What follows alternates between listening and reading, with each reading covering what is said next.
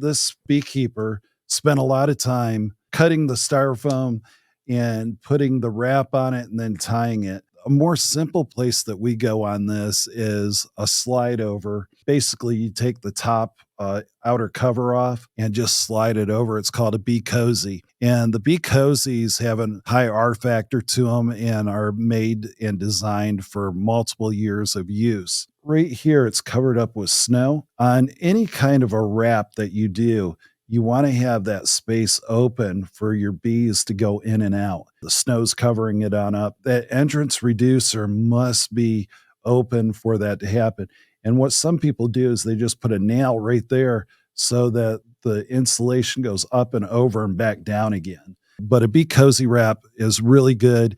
It only takes maybe 3 minutes max to put it on your hives. Now, folks, I'm going to tell you right up front that we are sold out of 10-frame bee cozies. We only have a few 8-frame bee cozies left. Bee cozy is an excellent way to protect your colony during these cold winter months.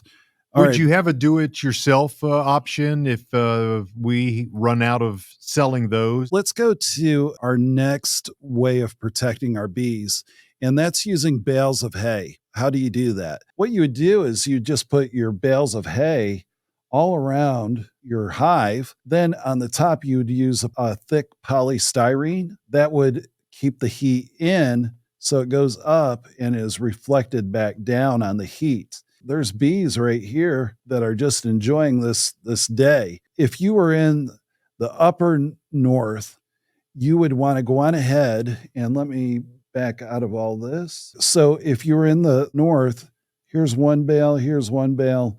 You would go on ahead and put 2 bales there in front of it. And then you would put a little PVC pipe, 1-inch ID inside diameter, going out through the middle of these two bales here. So we have 1 bale here, 2 bales here.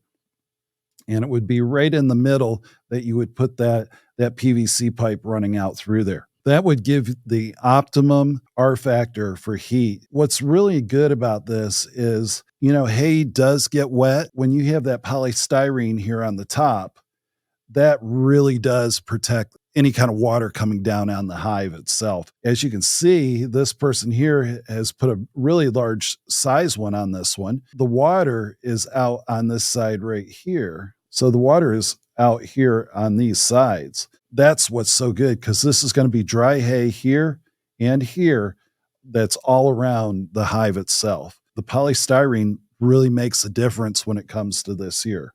What you're doing here is we're gonna just say this is the north side of the hive. This is the southeast.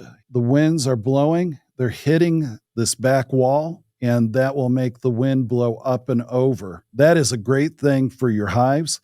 If you were to put the polystyrene on top here, all the way across each of these, in this diagram here, it would be 3 different sheets of polystyrene. Then put your hay bales up here or put bricks or blocks on top so it will not blow away. That way there, your bees are going to be fine.